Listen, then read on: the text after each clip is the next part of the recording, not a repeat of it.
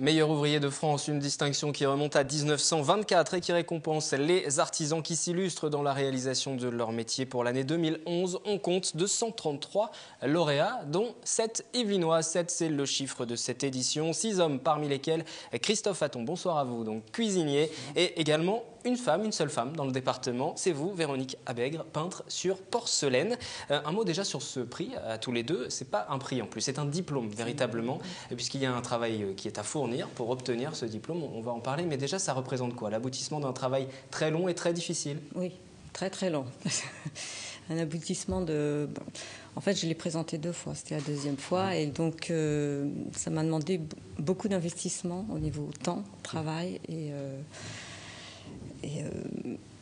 Quel était le travail justement à fournir pour obtenir ce diplôme? Alors, pour ce diplôme, on avait d'abord une première épreuve à passer devant un jury. Donc je devais peindre une assiette devant un jury, donc il notait tout, mes gestes et tout. Enfin bon. Une fois que j'avais acquis cette épreuve, j'avais une 2e épreuve où je devais peindre un vase et une assiette. Une assiette avec frise et bouquet imposé. Et le vase, j'avais un sujet un peu plus libre, je devais peindre 3 personnages. J'avais des difficultés techniques à intégrer dans mon sujet. Ça vous a pris combien de temps? Ça s'est déroulé sur combien de temps? Sur 9 mois. Sur 9 mois, donc je devais peindre ces 2 pièces en 9 mois. Le vase m'a représenté, sur le vase même, 250 heures. Donc, plus le travail auparavant où je devais réfléchir bien sûr à ce que j'allais faire. Le sujet était l'homme et la planète. Ce sujet est très actuel, bien sûr. Et vous en êtes bien sorti puisque vous avez obtenu ce diplôme, tout comme Christophe Hatton. Comment ça s'est passé pour vous alors, pour l'obtenir ce diplôme? Alors pour nous les cuisiniers, ça se passe en 2 étapes principales. Une première étape où nous étions un peu plus de 600 pour la demi-finale. Première étape, une épreuve écrite très rapide de technologie professionnelle, bien sûr, culinaire. Ensuite, une épreuve de cuisine basée sur 2 plats avec un plat à base de flétan, pas de flétan, pardon, je ne sais plus, le poisson d'ailleurs, je suis perturbé. Du poisson en tout cas. Voilà, du poisson, et puis un paille de canard, donc un plat à base de canard. Donc ça, à l'issue de cette demi-finale, nous avons été 36 à rester en lice pour la finale. Et puis après, la finale qui était basée sur 2 plats précis, un turban de haddock soufflé et un plat basé sur un gigot d'agneau piqué à l'ail avec différentes garnitures, puis un dessert surprise finalement avec des techniques imposées. Et au final, donc, une médaille qui a été remise l'an dernier. Ça, c'était sur Paris pour l'ensemble des meilleurs ouvriers de France. Et puis, dans le département des Yvelines, il y a eu cette cérémonie qui s'est tenue hier soir et nous étions présents à la rencontre des autres lauréats du département. Un reportage d'Alice Gastine et de Guillaume Camps. Monsieur Florent Rochelieu, technicien chez Eurocopter. Donc, sa phrase: ce concours met en valeur les qualités professionnelles. Il a fait ressortir naturellement une personnalité, parfois mise en réserve. Chaque jour, ce technicien d'atelier dans l'aéronautique fabrique des pales d'hélicoptères en composite. Mais cet après-midi-là, il reçoit le titre de meilleur ouvrier de France dans la catégorie art et technique des matériaux de synthèse. Passionné de musique, le jeune homme a réalisé un saxophone uniquement en carbone. Difficulté, c'est que beaucoup de pièces sur un saxophone. En plus, on m'a imposé une réduction d'échelle, donc moi je pensais faire l'échelle 1, mais du coup j'ai été contraint de faire ça à l'échelle 3/4. Un vrai défi que Florent Rochedieu a relevé pour gagner ses lettres de noblesse. Entré sans diplôme dans un grand groupe d'aéronautique, il compte gravir les échelons grâce à cette récompense. Déjà au niveau du statut au sein d'Eurocopter, donc de mon travail, il y a des évolutions, meilleur statut, meilleur salaire forcément. Le concours de meilleur ouvrier de France se déroule sur 3 ans. Les conditions diffèrent selon les catégories, mais une chose est sûre, sa renommée encourage les générations d'artisans à venir. C'est la perfection. Bon, on sait très bien que la perfection n'existe pas, mais ils sont vraiment firmament de leur profession et surtout reconnus par leur père. Un jeune qui demain aura comme maître d'apprentissage un meilleur ouvrier de France, pour lui, c'est quand même quelque chose de très important. Le concours, créé en 1923 à l'initiative d'Albert Lebrun, récompensait à l'époque les meilleurs compagnons du devoir. Il est aujourd'hui ouvert à tous les artisans dans 162 disciplines différentes. Et parmi les lauréats, une autre Versaillaise, Véronique Abègre, peintre sur porcelaine. Et donc ces diplômes qui ont été remis hier, vous l'avez, votre diplôme, Christophe Hatton, mais vous l'avez sur ce plateau, je vous laisse le montrer à la caméra, c'est un grand diplôme. Voilà, et il va vous servir à quoi ensuite ce diplôme maintenant ? Ce diplôme, pour moi, ça va être très simple, il va aller dans mon lieu de prédilection à la maison, c'est-à-dire dans la cuisine. Voilà. Et dans votre atelier en ce qui vous concerne. Exactement. Voilà. Mais en tout cas, sur le plan ensuite pour votre avenir, pour votre carrière, ça apporte quoi ?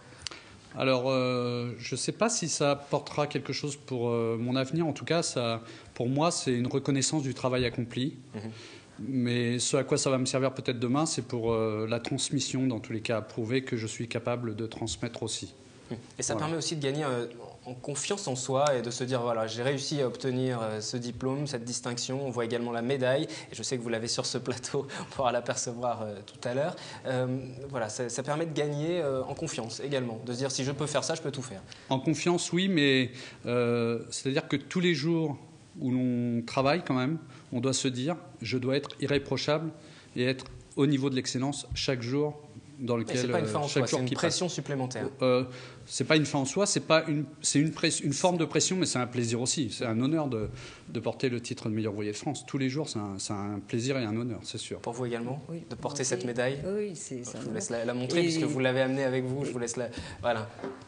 Et voilà cette médaille qui accompagne le diplôme. A raison, ça nous demande d'être toujours très bon dans ce que l'on fait. On va s'intéresser à vos professions justement à présent. On va commencer par vous, Christophe Hatton, cuisinier. Vous avez créé votre entreprise de chef à domicile. Vous êtes également professeur à l'école Tecoma. Justement, vous parliez d'enseigner, de transmettre. C'est difficile à transmettre une passion ? Quand on aime, oui, voilà, quand c'est une passion, c'est pas difficile. Mais il faut déjà être passionné aussi un petit peu à la base. Il faut aimer son métier. Est-ce que les élèves, les jeunes que vous voyez passer ont cette passion ? Est-ce que tous l'ont ? Pas tous. Mais ceux qui sont un peu en recherche de posture, on peut les aider justement à découvrir un métier tel que la cuisine où on peut justement trouver un tel bonheur qu'on est là pour les aider dans tous les cas. Vous avez commencé quand votre passion à vous ? Alors moi, ma passion, elle n'a pas démarré tout de suite. Je n'ai pas choisi ce métier-là. C'est mon père qui m'y a dirigé. Mais au bout de quelques années, j'ai trouvé ma place. Et puis voilà, après, je pense que j'ai réussi à m'épanouir réellement. Et également, puisqu'on parle de la cuisine, on va juste faire une parenthèse pour l'actualité. La TVA, ça a été annoncé hier, remontera à 10% en ce qui concerne la restauration également. J'aimerais votre réaction, c'est l'occasion. Ça va être difficile pour les entreprises, ça, il ne faut pas l'oublier. C'est une situation difficile pour tous les restaurateurs, pas tous les restaurateurs, mais une majorité des restaurateurs aujourd'hui. Et je pense qu'il va falloir être très prudent quant à l'application de cette TVA. C'est une petite parenthèse liée à l'actualité. Forcément, je vous ai posé cette question, mais ce qui nous intéresse ce soir, c'est cette distinction, ce diplôme de meilleur ouvrier de France, ou les MOF pour les initiés. On va voir si les Yvelinois, les Saint-Quentinois sont initiés. Est-ce que vous savez ce que signifie MOF ? C'est l'une de nos questions du jour. Un quoi ? Un MOF ? Un MOF. Un MOF ? Aucune idée. Non, un MOF, je ne sais pas ce que c'est. Une meuf, oui, je sais ce que c'est. Mais un mof, non. Je connais pas. C'est une expression qui serait en rapport avec quoi ? La mode ou je sais pas moi, fringue, un style, je sais pas. Je sais pas. Je peux pas vous dire. Un mof ? Je ne sais pas. Je ne sais pas. Un meilleur ouvrier de France. Mais voilà, je suis cuisinier donc je connais. C'est un artisan déjà, c'est des valeurs sûres auxquelles on peut faire confiance, je pense. Donc voilà, pour nos entreprises, ça serait bien ça, la bienvenue. Voilà, c'est quelqu'un qui... Ah, faut être précise. Hein. Je crois que ce sont les artisans qui sont compagnons et qui ont fait un tour de France ou quelque chose comme ça. C'est un concours qui consiste tout simplement, c'est un grand concours de cuisine, enfin il y a plusieurs catégories, il y a boulangerie, il y a cuisine, il y a glacier, il y a beaucoup de catégories et ça décerne chaque année le meilleur cuisinier de France, quoi. C'est le petit col bleu, blanc, rouge. Oui, voilà maintenant. Meilleur ouvrier de France, voilà, j'ai appris quelque chose aujourd'hui. Et vous l'avez, hein, ce petit col bleu-blanc rouge, oui. voilà, sur votre veste. Alors pour les professionnels, hein, ceux qui sont initiés, ça représente quelque chose véritablement. Pour le grand public, c'est un peu plus difficile. Lorsque vous décidez de passer ce diplôme, c'est pas forcément pour que le grand public sache que vous êtes diplômé. Ça va pas vous apporter un plus dans votre profession, par exemple. Non, pas vraiment. Non. Enfin, moi, si ça va me permettre de me situer par rapport à mon métier, à savoir que je n'avais aucun diplôme dans ce que je faisais. Donc c'est vrai que quand je remplissais des dossiers pour des expositions, on me demandait quels étaient mes diplômes. J'en avais pas. Et là, vous aurez ce diplôme parce donc que c'est un diplôme reconnu par l'État, hein, ce diplôme de meilleur ouvrier de France. Vous n'avez pas de formation et pour autant, cela fait 30 ans que vous exercez. Vous avez commencé quand? Ça a débuté comment? J'ai commencé un peu par hasard. Hein. J'ai rencontré une dame qui faisait ça, donc je me suis dit, pourquoi pas, j'ai commencé et ça m'a beaucoup plu. J'avais un bac art déco quand même, donc ça aide un petit peu, je dessine un petit peu. Et je me suis pris de jeu. Donc j'ai commencé, puis je voulais aller toujours plus loin. Quand j'allais dans les musées, je me suis dit, je peux toujours apprendre, jusqu'à ce que je rencontre une autre meilleure ouvrière de France qui m'a appris à aller plus loin dans ce que je faisais. Peintre sur porcelaine, est-ce que c'est un travail qui est très répandu? Est-ce que c'est un métier qui se perd? C'est un métier qui se perd malheureusement. On en a très peu en France. À Limoges, il n'y en a quasiment plus. Hein, donc, voilà. C'est une déception pour vous? Est-ce que vous avez tout de même l'envie de passer le flambeau aussi? Puisque ça fait 30 ans que vous l'exercez. Est-ce que vous avez des apprentis? Oui, j'ai envie. Bon, j'ai quelques élèves, mais bon, c'est pas facile. Hein. C'est pas facile de vivre de ça. Hein. Là, votre activité, vous l'avez débutée il y a 30 ans. Aujourd'hui, le public... Il y a 30 ans que je peins. En fait, j'ai vraiment commencé il y a 15 ans. Hein. Et donc à ouvrir véritablement une un boutique atelier, voilà, un atelier, oui. Ça fait une quinzaine d'années. Aujourd'hui, c'est plus difficile d'en vivre qu'il y a 15 ans, par exemple? Ou ça a toujours été difficile? Ça a toujours été un peu difficile. Donc c'est véritablement avant tout la passion qui vous a poussé. C'est plus la passion qui me pousse. Plus que l'appât du gain, on l'a bien compris. Oui, non, l'appât du gain, non. Avec ce que je fais, on l'a bien compris. C'est pas un appât du gain. Nous sommes allés vous voir dans votre atelier, justement, voir comment vous travaillez. Un reportage de Catherine Zulato.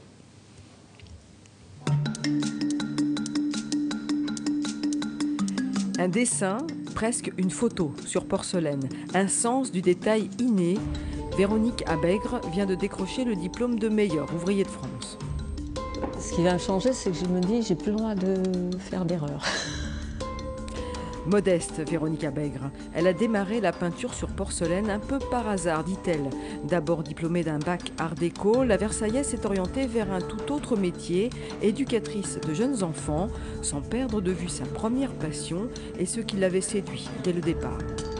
Le côté décor d'objets, donner une âme à un objet. Et puis, il y avait aussi la partie un peu technique à dépasser. C'est une des plus grandes difficultés au démarrage. Parce que quand on prépare mal sa peinture, ça peut écailler, ou alors ça ne rend pas ce que l'on veut. Il y a des couleurs qui se mangent les unes les autres. Quand on travaille l'or ou les métaux précieux, c'est autre chose, avec des cuissons différentes. Enfin, il y a vraiment une somme de connaissances à avoir.